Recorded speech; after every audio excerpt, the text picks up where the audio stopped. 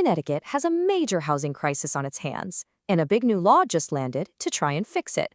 So today, we're going to break down exactly what this law does, the roller coaster ride it took to get passed, and what it all means for housing in the state.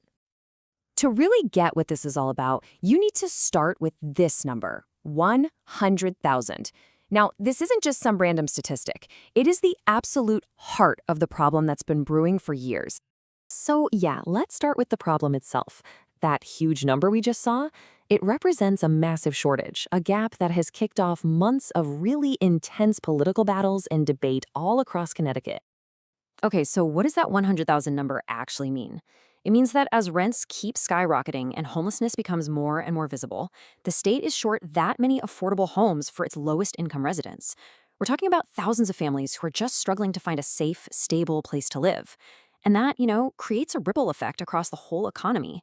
This is the exact challenge the new law is trying to tackle. But how do you even begin to solve a problem that big? Well, the path to this law was anything but simple. In fact, its journey was a total political roller coaster, packed with debates, vetoes, and some pretty intense last-minute deals. So get this, the first version of this housing bill was actually vetoed by the governor way back in June. That set off months of this intense back and forth, with lawmakers just trying to find some kind of common ground. It all finally came to a head in a special session in November, where this new compromise bill was passed and then finally signed into law. This was no quick fix, believe me. It was a really hard-won middle ground. Okay, so after all that political drama, what's actually in this thing? Let's get into the details. The law really takes a two-pronged approach to dealing with the housing shortage.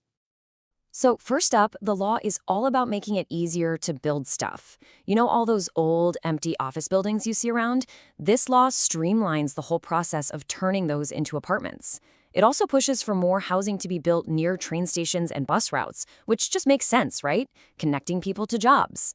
And it gets rid of these kind of outdated parking rules for smaller apartment buildings, which sounds like a small thing, but it can actually remove a huge financial roadblock for developers.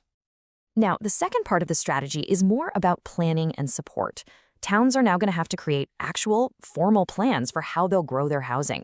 The law also beefs up protections for renters and puts more money into public housing. And in a really significant move, it bans what's called hostile infrastructure. Things like benches with armrests in the middle or spikes in doorways that are specifically designed to keep homeless people from resting.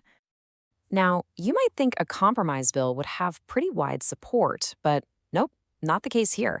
This law has sparked a really fierce debate, basically pitting the power of the state government against the idea of local control.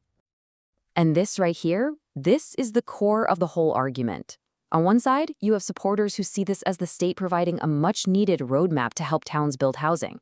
But on the other side, critics are calling it a top-down mandate from the state government that strips local communities of the power to decide what gets built in their own towns. And that division played out pretty clearly along party lines. The bill passed with most Democrats voting for it, but every single Republican voted against it. And it wasn't just about the policy itself. It was also about the process.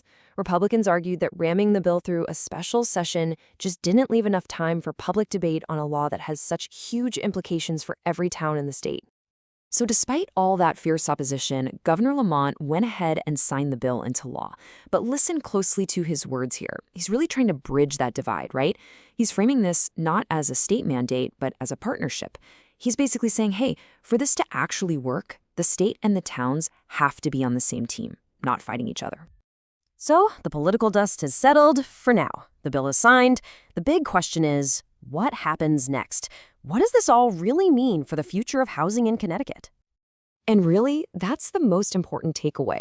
The time for debate is over, and now the implementation begins. This isn't just a bill anymore, it's the law. Connecticut is now in a totally new chapter of housing policy, and we're all about to see how it plays out in the real world. But the ultimate question is still hanging in the air. Is this bold experiment in Connecticut going to become a successful blueprint that other states copy to solve their own housing crises? Or is it going to end up as a cautionary tale about government overreach, proving that maybe housing is a problem that's best left to local leaders? The answer to that is going to shape not just Connecticut's future, but it could also shape the national conversation on housing for years to come.